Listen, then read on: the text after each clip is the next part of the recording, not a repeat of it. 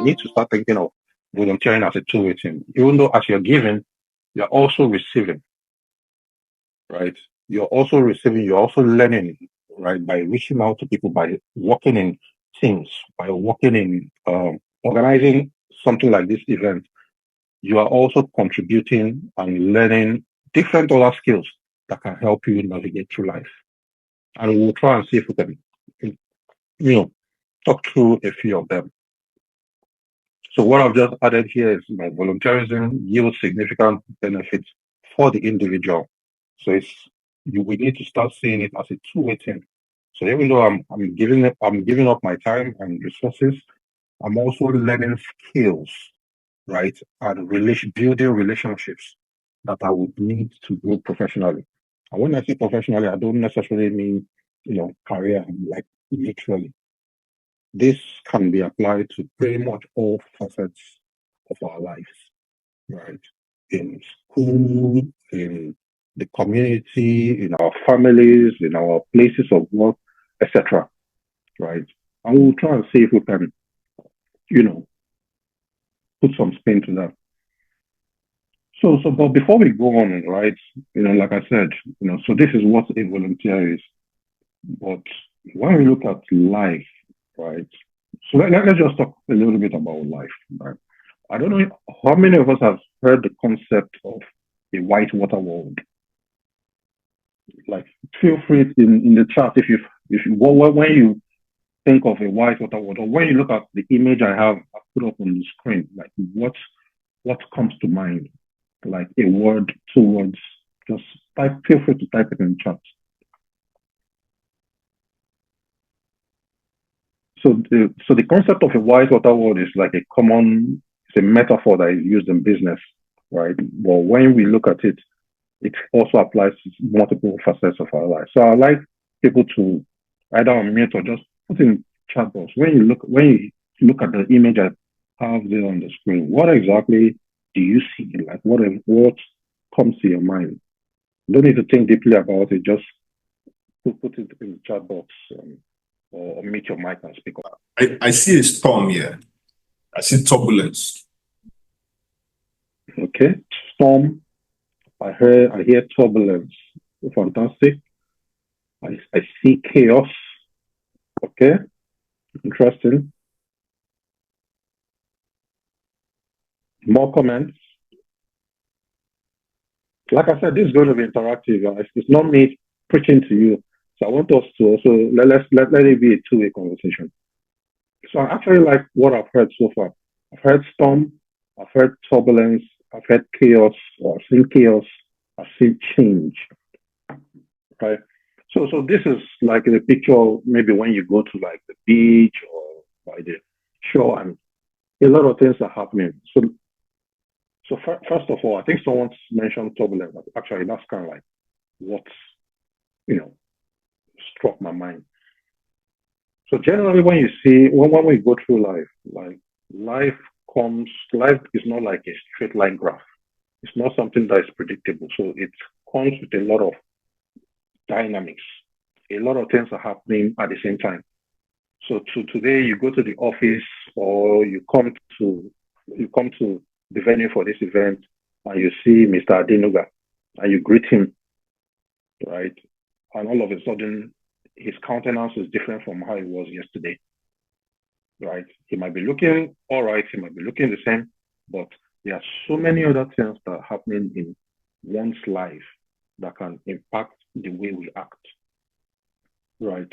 So it could be because of pressures, it could be because of family issues, it could be because of, your boss at work, it could be because of, anything. It could be because on your way here, one human being annoyed you on the road, you are thinking of inflation, how do I pay house rent?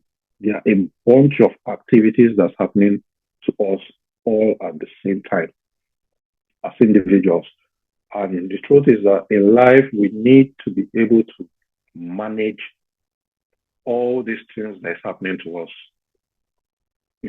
So up here, I just put some high level things. Oh, social pressures. Some people are trying to get jobs. Some people are trying to, grow their career or look for better jobs.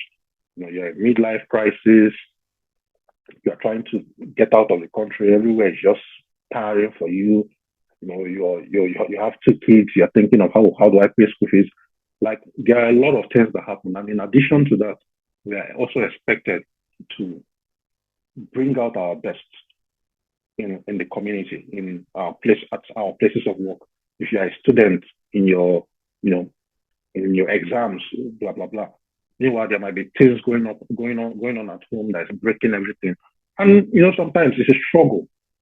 And the truth is that the skill, you know, for the ability to combine a lot of all these different things that's happening to us in the world is what's going to help us to advance in our careers. You know, so I think I have a quote here that says, "So in times of change, learners, and I found this very interesting. Learners inherit the earth, while those who feel like they are learned find themselves, beautifully prepared to deal with a world that no longer exists." So, so how do we reflect this back and take it back to, you know, changes in our careers? The truth is that the world is also changing, not just in our personal lives, but even the expectation of how work should be done. So if you look at how interviews were conducted 10 years ago, it's totally different from how interviews are conducted now, right? Some of the things that are emphasized 10 years ago, 20 years ago, they are still emphasized, but there are a lot more expectations from young professionals, students coming out of school, right? Your leadership skill. So if you look at what the image I have on the screen, your ability to cope with all this pressures, in quotes, right, and still deliver and still, compose yourself even when you're under pressure, right? A lot of non-technical skills, your ability to relate to people, your ability to work in a team, be a good teammate, right? All these are also part of turbulence. Like, yeah, so if you are in a project, right? So a lot of things are happening. You have a boss who is demanding. You have tight deadlines. Meanwhile, you have other things, other bosses, secondary bosses who you also report to, and they're asking you, "Oh, I need Michael. I did this thing by tomorrow." You know, your ability to be able to deal with all this turbulence, changes, dynamism, right, is what typically would help us advance in life, generally speaking. And then if you were to narrow it a little bit down in our careers. So this concept, like I said, it's not just applied to businesses. You can think of it even in your personal lives, in your academic lives, in your, whatever facets that you're thinking about. So, so we kind of like understand this page, but the question is, what exactly do we have in the world out there, right? To understand career progression, to understand the impact volunteering has, we need to understand what exactly does life require from me so that I know that, okay, this is what I need to do to position myself to take advantages of what's going on out there. So I have this chart, that talks a little bit. So it's called the uncertainty disagreement framework, right? Um, so if you take a look at it, it's a simple chart, but it tries to question um, or challenge some of the things that we know and what we take for granted. So if you look at that chart, on the left hand side, it talks about, or on the y-axis, it talks about the level of uncertainty, and on the x-axis, it talks about the level of disagreement. So what exactly do we mean by that? So if you're in a group or we're having a discussion and there is little uncertainty. So if I ask, for instance, who's the president of Nigeria, right? And someone says, hey, Bola Tinubu, there's there's little disagreement that will be there because it's kind of like in quote, it's like a known fact. So there's no little level of uncertainty, little level of disagreement, right? So when you're talking about known, established facts, those things tend to be around our known, right? On the other extreme end of that chart, you have chaos, right? High level of disagreement and high level of disagreement, uncertainty. Everybody is everybody thinks differently. Everybody does not agree, right? There's no alignment. You see chaos of the extreme end. And then in between that, you have what we call, complexities. Complexities, uh, medium level of uncertainty, medium level of disagreement.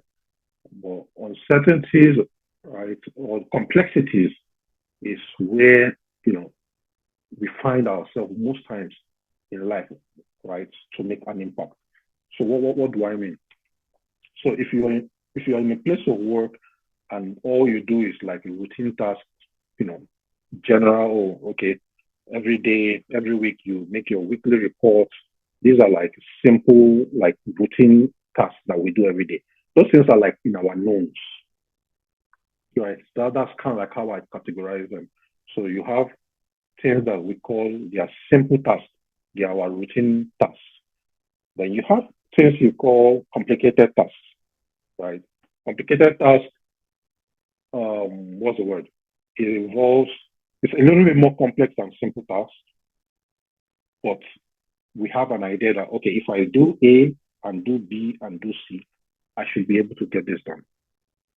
So the idea or the concept that comes to my mind when we talk about simple tasks is like baking a cake, right? If you're asked to bake a cake, I don't necessarily need to go to school of bakery.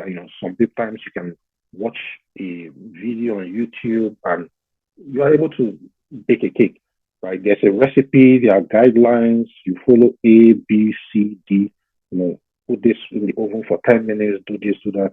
And we're all able to come up with different cakes. Now, some people's cakes might be better than some others, but these are repetitive tasks that, over time, we get comfortable with them. We get bored in quotes doing some of this type of tasks. Those are like simple tasks. Now, on the other side, you can talk about complicated tasks. Complicated tasks, the analogy that I can use is like, say, landing a rocket in the moon, on the moon. This is definitely not an easy task, right? This involves some level of expertise, right? It's not, I can't just wake up tomorrow and say, hey, I want to land a rocket on the moon, right? But there are algorithms, there are things that a team of experts, if they follow the same process, they might make mistakes the first few times, but over time you perfect it and you become great at it. And right now, there used to be a time where going to the moon was like a big deal. Well, when you look at companies like SpaceX and some of the advances that they are doing, they launch satellites almost every other week, right? So complicated tasks are difficult tasks, but they are not insurmountable. Now, on the other side, when you look at complex tasks are like raising a child or managing relationships with your spouse, girlfriend, boyfriend, right? You can't follow the same template. So, for instance, um, the fact that I raised this child and I followed step one, two, three, and this child was a brilliant child does not necessarily mean that if I apply the same concepts on child two, I'm going to get the same results, right? In relationship, the fact that, I have a spouse or a girlfriend or a boyfriend who likes flowers. Tomorrow, I might have another girlfriend or boyfriend or spouse that flowers is not just their thing, right? So at that point, you now need to understand. So the focus there is more of building relationships. Everybody is different. Individuals are different. And you now need to manage people at an individual level. How do you do that? In addition to your technical skills, is also by building relationships. Now, what we find out is that a lot of times, based on the way we are as engineers, we are configured to solve complicated problems. Oh, let's go to the sun. There are people cracking their brains. If I repeat this task, if I develop this algorithm, this pathway, right, over time we should learn how to get to the sum, right? So, but what you see is a lot of times in the business world, in real life, we try to apply the method for solving complicated problems. We try to use it for complex problems, and a lot of times it doesn't work. So your engineering degree, your ability to run Petrel, MATLAB, MBAL, right? These help you solve complicated problems. Well, as you go on in life, you see that you now need to build other things, relationships, being a team player, being a great leader, being reliable, having good work ethic, right? Are you the kind of person who, hey, we have a deliverable for next week Friday. There are two types of people. There are some people who, as the YP chair, right? I tell you, hey, we need to do this, and every other day I need to follow up. Chimere, where are you on this? Have you done this? Next day, Chimere, where are you? Like some people need to be followed bumper to bumper. While there are some other people that in your mind, and it's part of stereotyping, but based on what they've done in the past, you know that, oh, Chimera, I've given him the task, he's going to deliver. Right. These are two same people, and at the end of the day, both of them might deliver, but their approach is totally different, or the perception from the outside world. So for me, giving them that task, the way I see them, is, they are two different things. This other person does not stress me. I know he's reliable. If I ask him to do ABC, he's going to deliver ABC. Sometimes he might even add Jara, going above and beyond. So all this, to say, my life brings us with a lot of, you know, problems and challenges. If you look at what we talked about on the other slide, there's a lot of turbulence, a lot of things are going on, and we can't give that excuse of, hey, my own case situation is worse, because every other person is going through something at different stages of their own lives. So the ability, once again, to deal with complicated challenges, which is what a lot of technical folks, engineers, which is a great skill, by the way, right? But what we've said is that the skills that you need to manage a relationship or raise a child is totally different from the skills that you need to solve complicated problems. So, as engineers or as um, people growing in our careers, our ability to pick up some of these skills that are required to solve complex problems helps us further down in our careers. It makes us more reliable. It gives us the perception that we once we are called upon to do something, we do it. We are likable. We are good team players. There are some people, and in your own small lives or in your own professional young careers, you work in a team, and some people are just difficult to work with, right? You might say, however you want to put it, just some people, and you can think of them in your own small spaces. Some people, they might be technically sound, but they don't just give up. They are. I'm trying to look for the right word. I think they're just difficult to work with. Let me just keep it that way.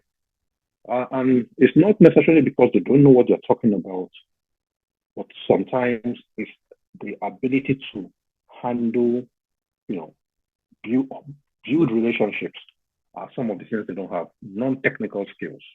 And we'll talk about some of that, I think, in the next slide. So basically, when we talk about, career progression, narrowing it down to career progression, so a lot of what I've spoken about on the prior slide is just to enlighten us to be aware that in addition to our core technical skills, which are very important, we need more than that. There are a lot of things that goes into our package as individuals. It's not just oh, I'm great at maths, or I'm great at you know reading seismic, for instance. So career progression basically just means moving ahead. So what does it take to move ahead?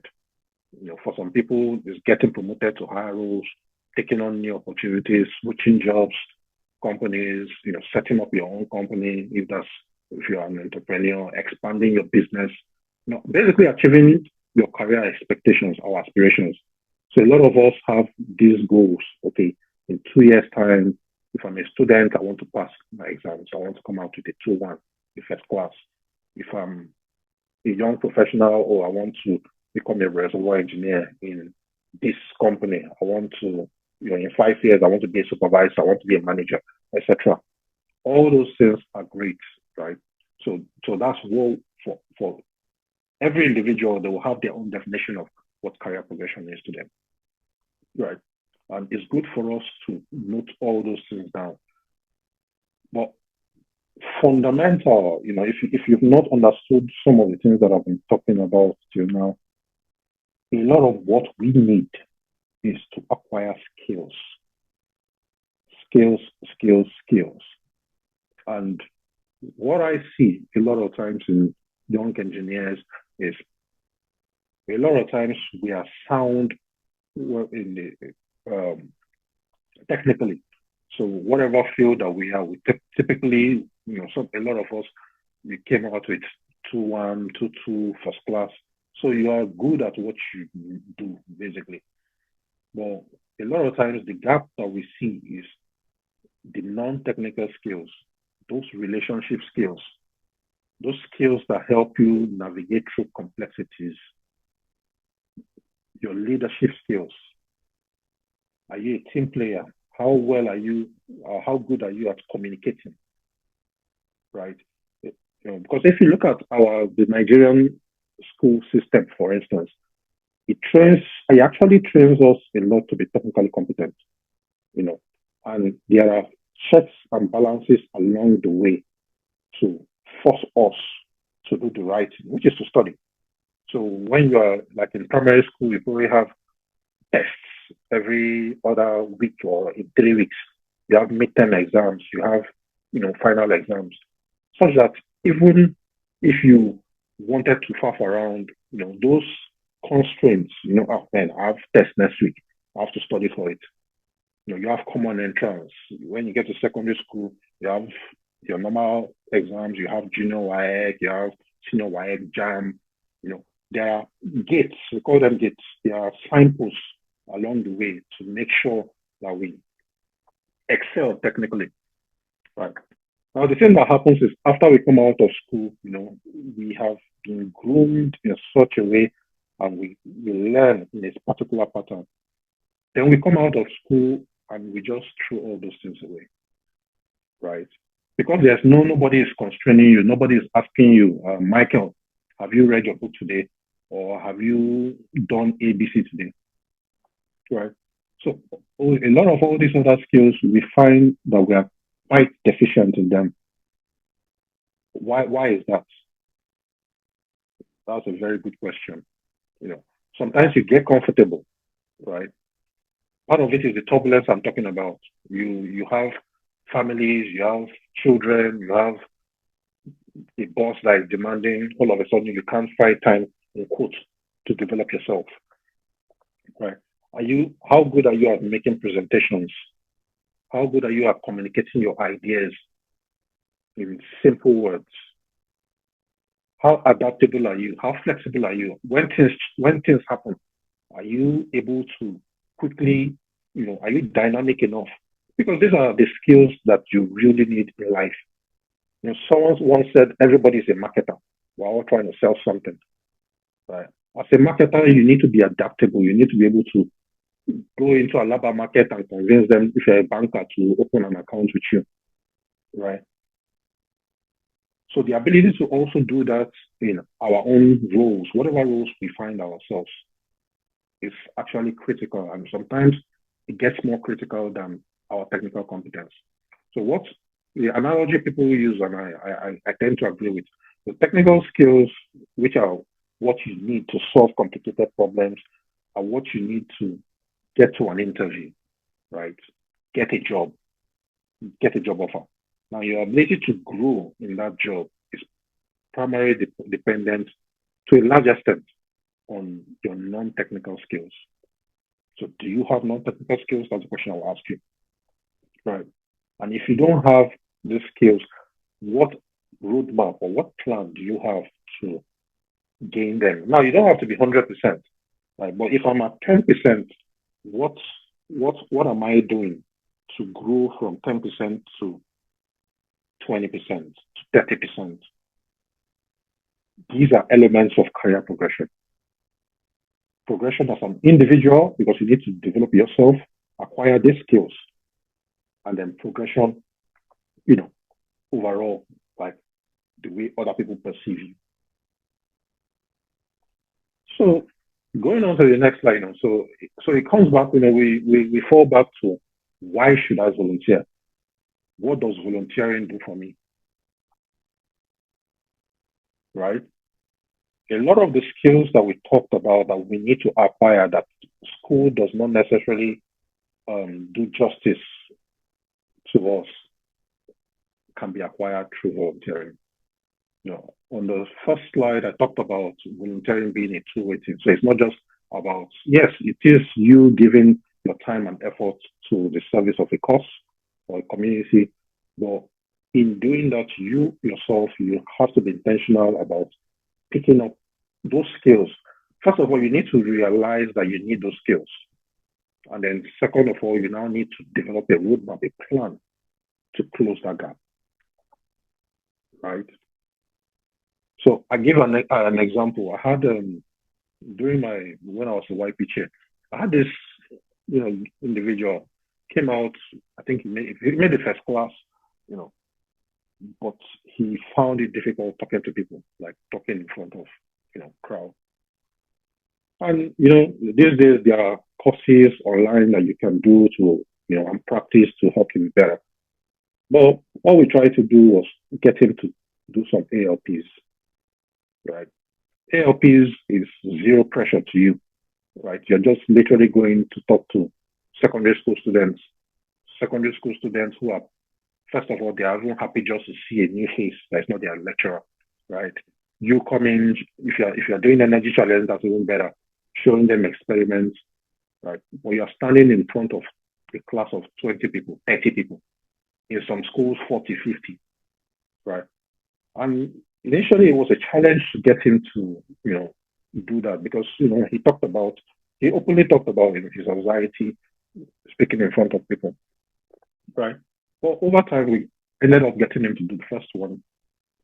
And before you knew it, every other week, this guy is posting pictures. Hey, I did this at Victoria Island Secondary School, this one, that one, right? He became a better individual, right? The public speaking skills that was a challenge for him, all of a sudden he was able to resolve that. Now he talks in front of a student of 100 people, in his office. He's gained that confidence, and that confidence then translates from your volunteering activities back to work. And people would notice that because this guy all of a sudden, when he's making presentations, he's confident, he's not jerking, he's not timid, he's speaking, and when someone is talking, like they know what they're talking about, you can tell. So and this is just like an example, right? Using this individual, we need to also think about our own selves and say, where are the gaps and how do I fill those gaps, right? So I just listed a few things here. This is not supposed to be comprehensive. This is not supposed to be end all be all, but it's just a few things for us to think about. Why should I volunteer? Skills acquisition. And you're going to hear me talk about skills throughout this presentation, because to grow, you need to develop skills. You need, nobody is going to give you a job or, grow you professionally just because they like you. You might even get a job because someone just likes But to advance, you need more than me just liking you. You need to be able to deliver results, right? These days, our school educational system encourages us to work in silos, right? I study, I read for my exam, and I pass my exam. I get 100 over 100. But the work environment encourages us to work in teams because you're going to work with, if you are a petroleum engineer, you're going to work with a geologist, a reservoir engineer, a driller, a well integrity engineer, even procurement individuals. How do you work in those situations? Your communication, your soft skills, I think we talked a little bit about that already. Volunteering helps you boost your resume. And that statement cannot be overemphasized. A lot of things that you cannot learn in school, you can achieve them in a few months of active volunteering. And these things are key differentiators.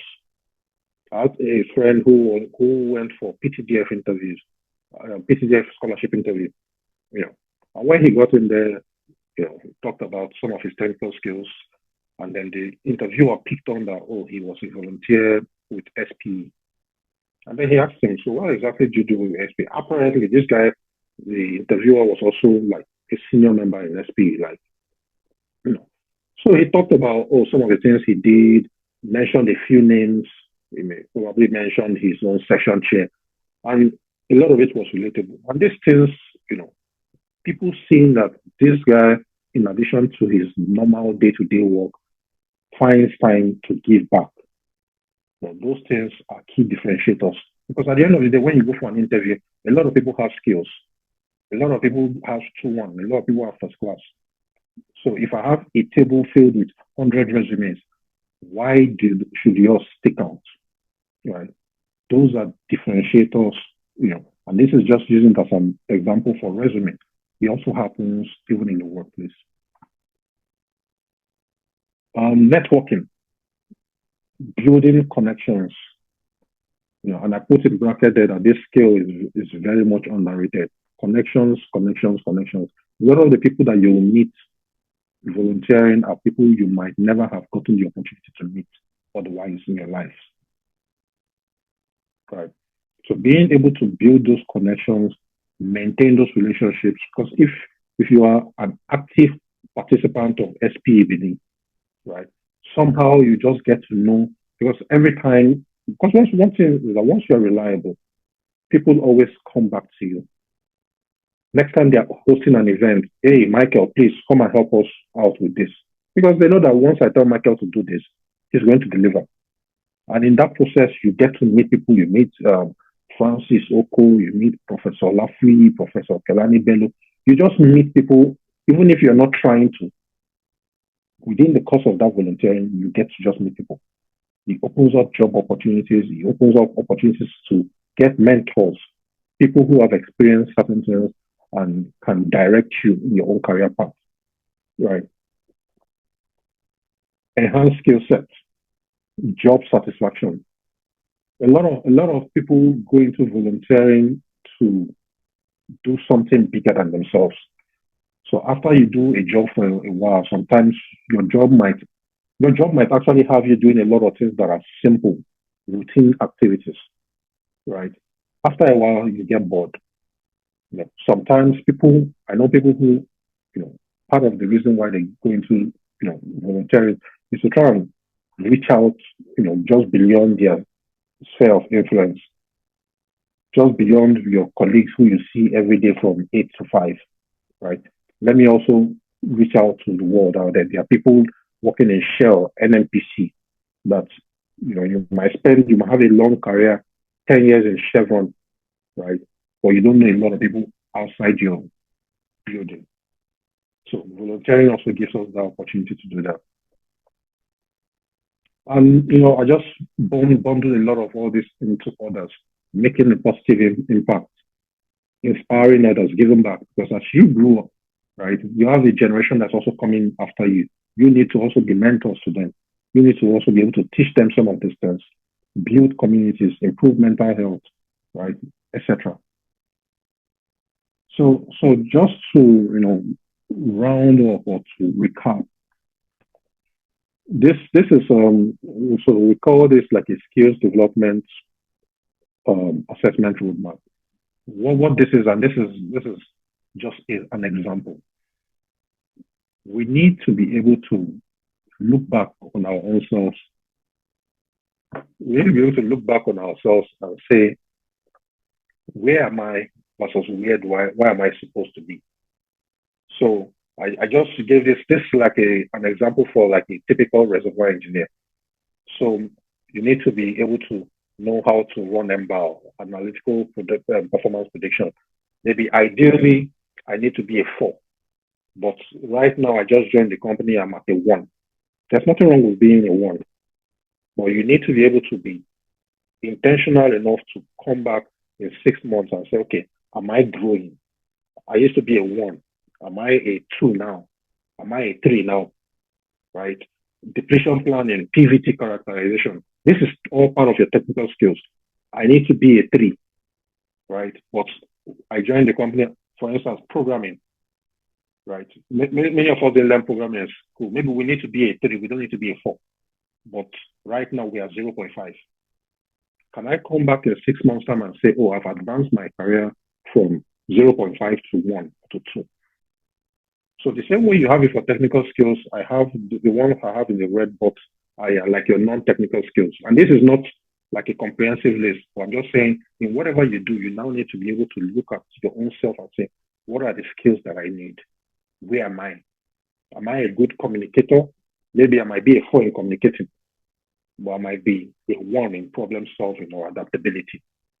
Or my leadership skills is not very strong. How do I improve on it? Right? So that gap between where you are, which is like a 1, and where you want to be in an ideal world, which is a 4, right? You now need to be intentional to develop a roadmap to say, okay, my public speaking skills, I need to do more ALPs, or I need to join Toastmasters. I need to join this. You develop a roadmap for yourself, right? So in all that is to build your individual self, which end up reflecting on others when they look at you and see your performance, both at work, at home, everywhere. So just to recap, I'd say you need to own your career journey, right? Nobody is going to take your career more personal than you. If you have a mentor or a mentee who is always telling you what to do, you need to own your own career journey with passion. Strive for skills. A lot of us, we strive or we try to get skills.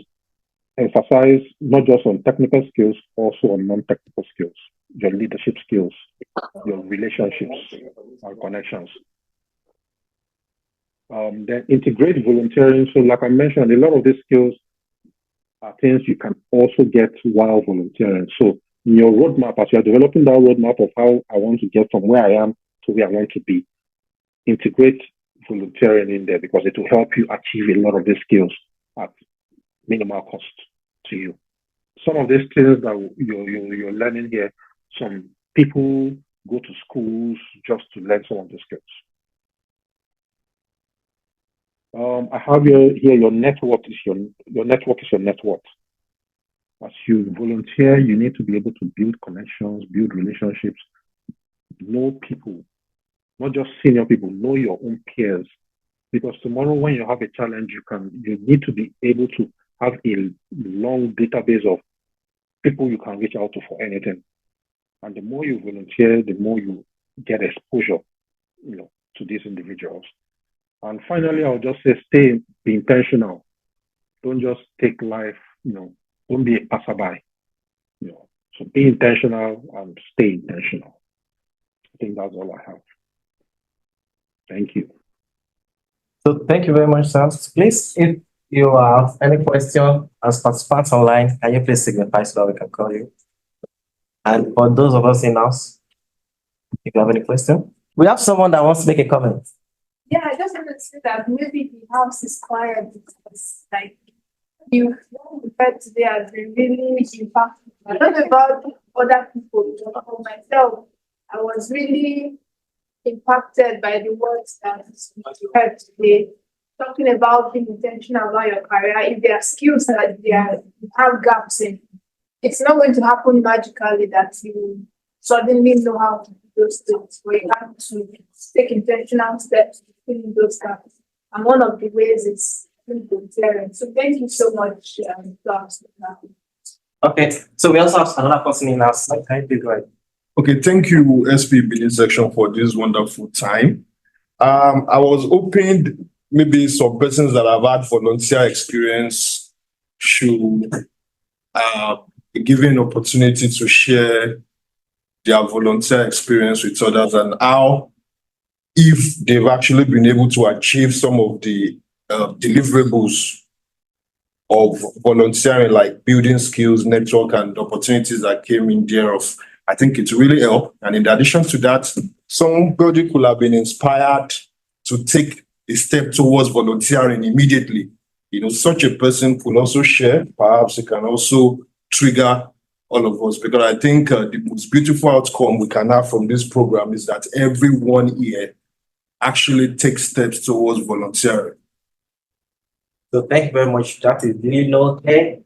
In terms of sharing, I believe we have a good number of active SPA volunteers amongst us. Starting with our IP chair, Chris Asuko.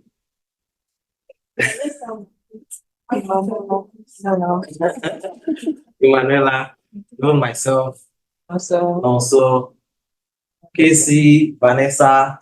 We have a good number of people here. Good afternoon, everyone. I think thank you so much, sir, for the comments. I want to share a volunteering role I took up recently. I've always been in publicity. I started my volunteering in SP Benin publicity, and now communications chair, which we're coming up with new look aheads for the section. But apart from all that, recently the student affairs chair spoke to us about, coordinating the pre-STSC and STSC students. That's from SP Benin, the students chapters, and myself and one other person were nominated as the coordinators for Uniben chapter, for example. And honestly, it has been one of the best experience I've had in SP Benin, because Chimere talked about leadership, working with the students, current STSC students that are going for the team going for the competition, has given me the ability to work with different kind of persons. There are some persons that you tell them that, okay, let's meet by 8 p.m. They find excuses, or give them a task to submit their presentations or templates or report templates at a particular time. There are some persons you have to follow up, like Chimere said, you have to follow up bumper to bumper. And there are some persons you just wait and they send it like that. And you need to know how to manage people. You don't want to allow your emotions to, take over things.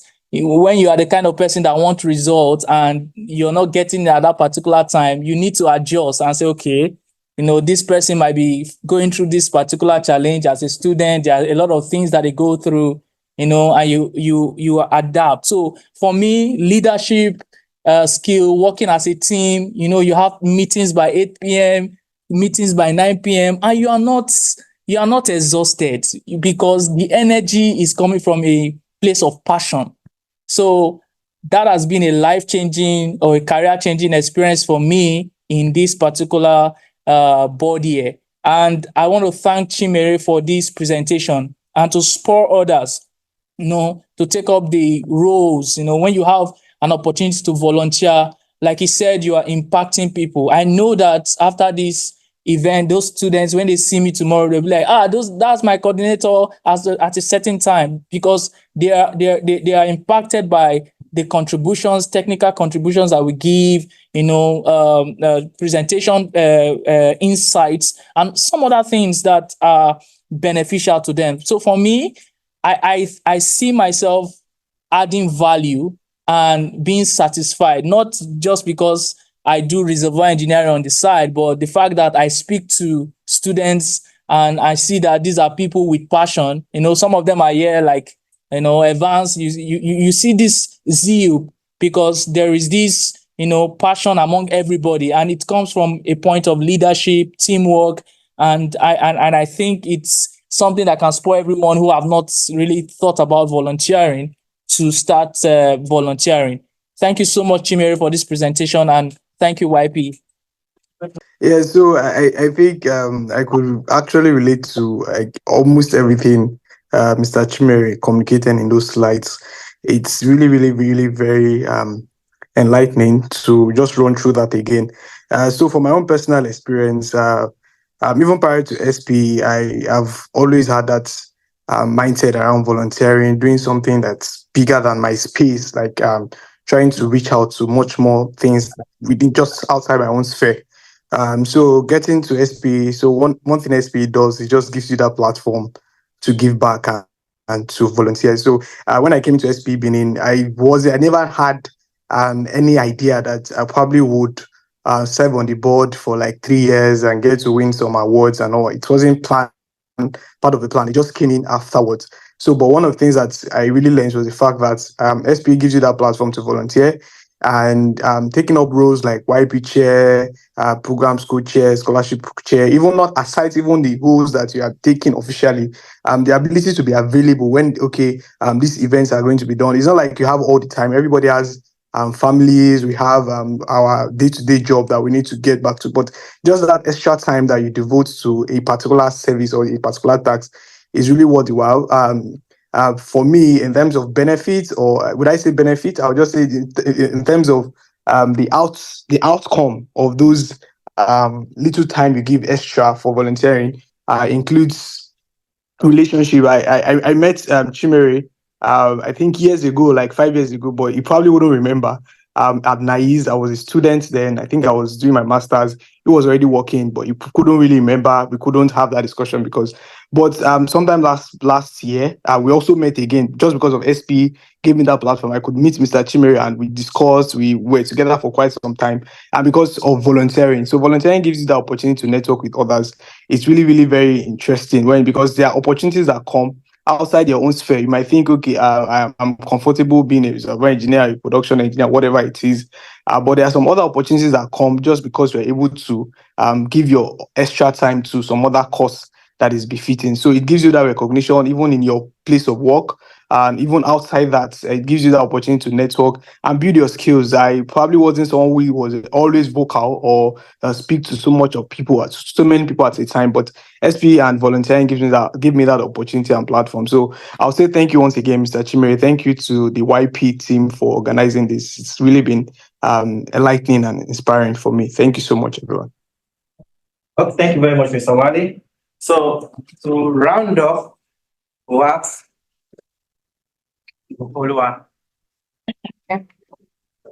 Okay, thank you. Good afternoon once again, everybody.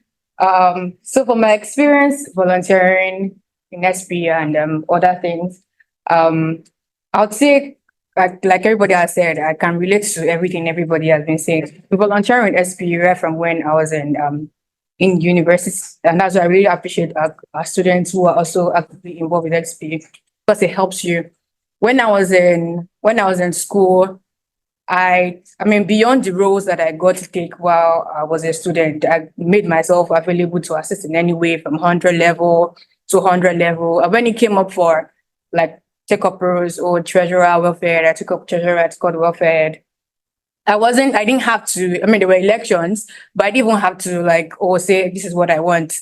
Like the treasurer role was unopposed. Everybody was like, oh, just go, you fit in. I mean, you're a treasurer, because we had I was a class treasurer in my class, and they were like, oh, you're doing great in your class. Just do it for SP, do it for us. And that was I was. The welfare was just a nominated position. Oh, take it, you're good at this and take it. And then, it's something that you just put your mind to it. You're not doing it for the roles, you're not doing it for the name or the prestige or recognition. It's just the fact that you want to give back. Same thing to SP gives you the opportunity to go to schools, gives you the opportunity to speak to people and help. For example, we had science fair And we had like people that really did well. I was really impressed, like, oh, these people did really well. And then for like the top three, myself and a couple of others were like, let's give these children, let's give these people scholarships. Like they did really well. And then I was like, okay, for the girls among them, I would take, I will handle that. Let's do something for them. And I offer them mentorship as well. So I get a scholarship, get a mentorship. Until now, we still talk. And it's something that over the time, they like let me know what's going on. I have one of them that's ready, just got admission into the university, and she's resuming this month. And you know, it's not just about the fact that I mean, nobody. If I didn't mention it, nobody's going to know except for those people that we agreed to do these things together. And it's about the fact that you have that fulfillment. I'm helping somebody. I'm helping somebody become a better version of themselves. I'm helping people, you know, become better at whatever they are doing. And then you have all the connections that everybody has talked about, the networking that everybody has talked about. You work in different committees and you work with people that are across different companies and different roles that you would never have met or never worked with. I'm in different committees for Nigerian Council and you know, the YP workshop we're having for African Council. The people that I'm working with on the committee, I would never have met them if, you know, you didn't work with SP. So it just helps you. I got a connection request from like a top person. I'm like, how is this person? And I'm not the one that sent connection request to this person. This person was the one that sent me connection request on LinkedIn. Do you get? And if not for SP, I probably would not have had any interaction or anything with such person. So it's just very important for us to do it. Don't think about the things you gain. Don't think about the award. Oh, Wale got SP International Award. Me too, I want to get SP International Award. Where I want to, like, let's look beyond, you know, those awards or the recognition, but the fact that you're actually improving on yourself and you're actually impacting other people around you. Very much. Thank you very much. Sir, can you Yes, I'll summarize.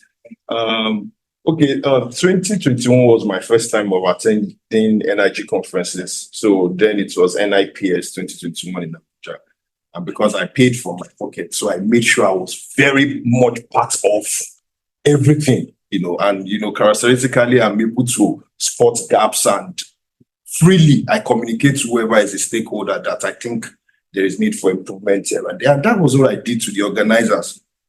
And I did it very well. They were very happy. You know, these are things that I was just doing for free, effortlessly. You know, they will reach out to me to talk more. And I was engaging. By the year 2022, you know, the delegate ticket was $1,500. They sent me free delegate pass. I didn't have to pay. And then they now involved me in part of the work. And then last year, I anchored same free invitation. And I was not just like a floor, just another attendee, because I was hobnobbing with the organizers of the conference who were in the midst of all the power brokers in the sector. So the first year I attended was the only time I paid from my pocket. All other times, and because I was giving freely, I didn't have any expectation. I didn't know it was possible to get free delegate pass to such high-powered event, but because I knew the objective was, okay, bring energy stakeholders together, energy transition, year of gas, you know, all those things that the energy sector is pursuing. And whatever insights I had, I shared with the organizers freely. I wasn't expecting anything, but what I've gained from those free things, including recognition, I can share a video. I think that video is on my Instagram because I saw people's adverts on Instagram and I asked if I could join in person and I was given it. One of the most beautiful moments of my life was when they were acknowledging my contribution to their work. Up to today, sometimes when I look at the video, I'm not able to finish watching because my eyes will tear up when I watch how very much people celebrate. So in the towards career progression and all that, I think that's a form of volunteering, even though because it's supporting a cause for free. The benefit for me has been mind-blowing. So when I saw this, I said, I would like to be here because I'm a beneficiary of what's the subject matter. Thank you. Thank you very much. Proceeding to the vote of thanks, we'll be calling on Mr. Adejuwon. Are you still with us? Yes, it does. All right. Good afternoon, everyone. Please confirm you can hear me. Loud and clear. All right. Thank you. First, I would like to say a very big thank you to our speaker, Mr. Chimere. You can see the energy in the room already. We can all agree with me that it's been a very, very good session with him. Thank you for taking out time to share with us from your wealth of experience. You will all agree with me that you have shared very valuable perspectives when it comes to volunteering and how it can significantly impact on our career. One thing that is with me, and virtually everyone has said the same thing, at the center of all of this is people, giving back to people, you also getting to know people, relationships. Trust me, most of the solutions to our problems are in the hands of people, and volunteering helps you to get that access to people as well. So, Mr. Chimere, thank you very much. And I hope that when we call upon you again to have this kind of session, you would avail us the time and the opportunity. And also to all of our attendees, virtually and physically, I want to say a very big thank you to you. Thanks for the contribution. I can see all of the contributions in-house. Thank you for making this session an engaging one. Thank you for the questions and the comments. Thank you very much. Special thanks to the career and technical team as well. Thank you for putting this together. Thanks for the planning. Thanks for the coordination to ensure that this session is a seamless one. And finally, I would like to also inform us that the career and technical team, they've packaged a list of insightful sessions like this for us for this budget, which will run through over the next couple of months. And I would like us to avail this opportunity. Let us engage in these discussions. This month just talks to us about soft skills. Next month, it could be something that relates to our technical work. So the Launch Challenge is back and better, and it's here to stay.